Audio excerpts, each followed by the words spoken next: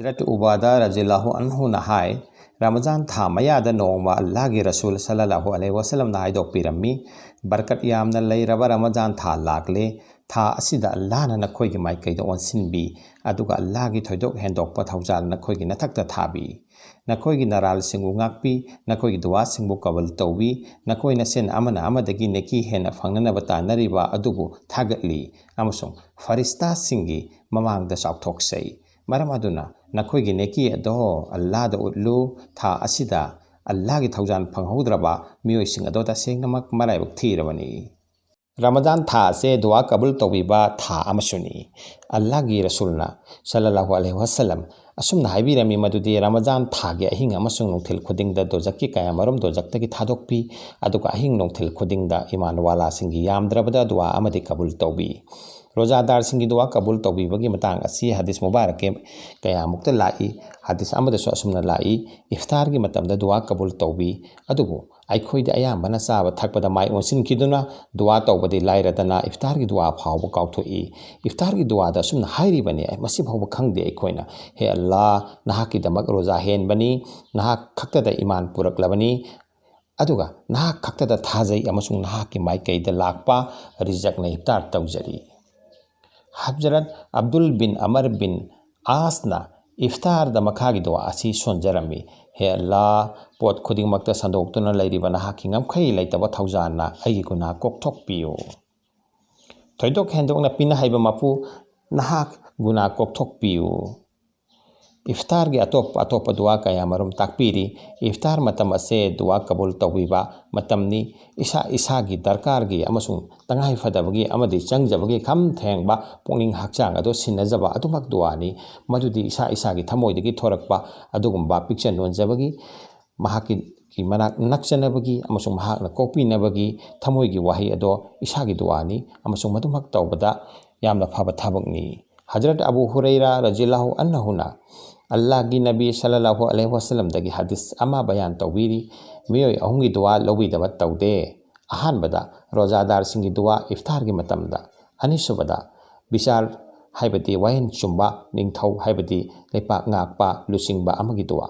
अहुमसुबदा OP नैबीरबा मिसिंगी दुआ हाइबदी तोलतारबा मिनन OP नैबीरबा Hathni येंबीरबा सिंग दुआ सोयदन अल्लाहना कबूल तौबी हाइबीरी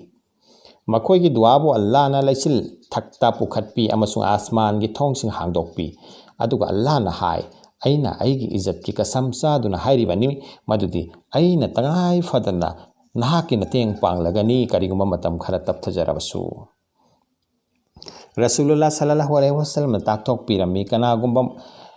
ईमान वाला अमना मरी मता कायनबगी नत्रगा गुना अमा तौननबगी निजबा नत्रबदी महाकना अल्लाह की निजबा अल्लाहदगी निजबा खुदिंगमक मखादे इरिबो वाफम अहुम असिगी मनुंगदगी अमा सोयदना फंगनबिगनी मदुदी अहानबदा महाकना निजरिबा अदुमक फंगनी अनिसुबदा निजरिबा अदुमक फंगदरगा मदुगी महुत्ता मंगोंदा तारकपा याबा अवाबसिंग कायथोकपिगनी अहुम सबदा महाकना निजरिबा अदुगी महुत्ता आखेरता फंगदबा नेकी सवाफ ओइना थमदिनबिगनी हदीस मुबारक के अमदसु मसीगा मरी लैनना लाई कयामत की नुमित्ता अल्लाह ना महाकी बंदा सिंबु कौरगा हाइगनी हे अइगी बंदा इनाय अइना नखोइदा अइंगोंदगी निजबा हुकुम पिखिबनी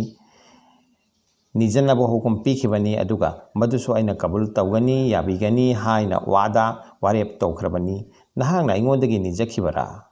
मनाइना खुमगनी होय अइना निजखी अदुदगी अल्लाह ना हाइगनी नंगना निजखिबा खुदिमक अइना कबूल याबिबा तौखिदबा याउदे नंगना खुदोंग थिबा तारकपदगी कनबिननबा निजखी मदु अइना नहाकना तायमुंग पांदा लैरिंगदा थुंगनखी अदुगा करिगुंबा अवाबा अमा कायथोकपिनबसु निजखी नंगना निजखिबगी फल अदो नहाकना खंगदे मदुगी महुत्ता नंगी दमक्ता फंगदबा नेकी सवाफ महै ओइना थमखिबनी हुजूर सल्लल्लाहु अलैहि वसल्लम ना हाइदोकपीरमी अमुकसु कनागुंबना दुनियादा निजखिबा दुआ खुदिमक आखेरता निंगसिंग हनबिगनी लोइनना तयंग पानबदा कबूल तौखिबसिंग अमसु आखेरत की हाइबदि सिरब मतुंगी पुंसी की सरुक ओइना थंबीरिबा मही अदो सवाब अदो महापु हनबिगनी नेकीसिंग अफबा तौखिबगी महिसिंग अदो उरगा तयंग पानबदा दुआ निजखिबा अमा फावबा कबूल तौबीरमदना आखेरता पुन्ना फंगजरबनी हाइना खलक्कनी निजबा हाइजबा दुआ हाइबा असे तसेंगनमक यामना मरुओइबा पोटनी मसिदगी माइ लैथोकपा असे अचौबा अमांगबनी कबूल तौबीबगी हाइबदी याबीबगी पीबीबगी खुदम उद्रबसु थमोइदा नुंगांगबा तौरोइदबनी अखोइना निजरिबा अदुना अखोइबु काना हलगदबा ओइरबदी मदु अल्लाहना कबूल तौबी नत्रबदी हाइबदी मांगजबा थोकहनगदबा ओइरबदी कबूल तौबीदे याबीदे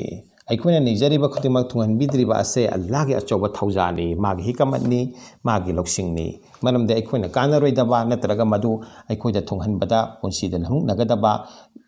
ओइरबदी मदु अल्लाहना याबीदे नत्रगा कबूल तौबीदे अमसुंग मदुमक थोकहनबीदे नखोइना वाखन थांगदबा हाइबदि अखोइना वाखन थांगदबा वाफम अमना नुपा नुपी कयाना सावबदगी सावनबदगी मसा मसुदा चै थांगलुबना मरम ओइदुना अवाब नंगी मसे अखोइना सेक्सिनगदबनी मरमदि अल्लाहगी दरबारदा दुआ दो हाइजबा दो खुदक्ता कबूल तौबीबा अकंगनबा मतम खरा लई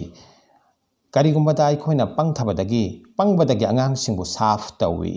अदुगा मदुगी फलना अंगांग अदो अवाब तारे नत्रगा सीरे नत्रगा अना एक लाकले मतम अदुददी ममा मपादो कप लाउदुना चेली इसाना साफ तौखिबदुगी फलना अवाब फंगलिबनी हाइना खंदे रसूलुल्लाह सल्लल्लाहु अलैहि वसल्लम ना हाइदोक पिरमी नसाबु नंगी नसा नसुबु मान सानबु अमसुंग खदिम सिंगबु हाइबदि सेवारी सिंगबु बद दुआ तौगनु श्राप तौगनु अल्लाहना दुआ कबूल तौबीबा मतम अदुगुंबा बद दुआ हाइबदि श्राप अदुगिसु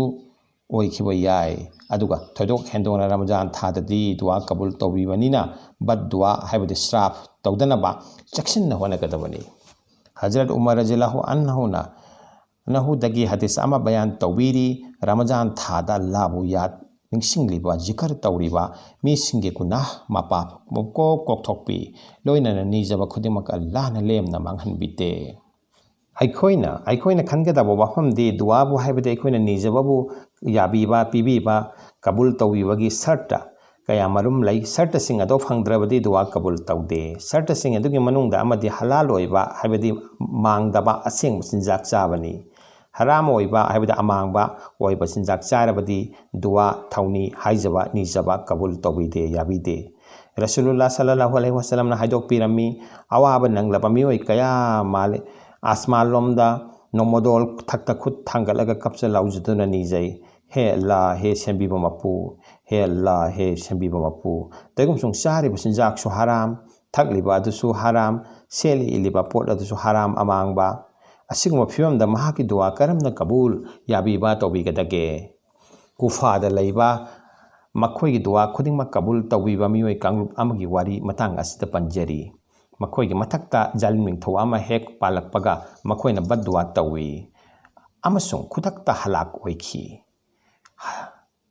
हजाज जालिमना निंगथौ ओइरबा मतमदा महाकना मिओइ कया कांगलुप असिबु दावत तौवी चाननबा बातोन तौवी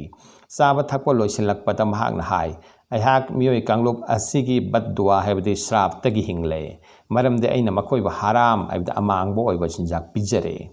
मतंग सिदा अखोइना हलालनी असेंगबनी खंदुना चारिबा चिंजाक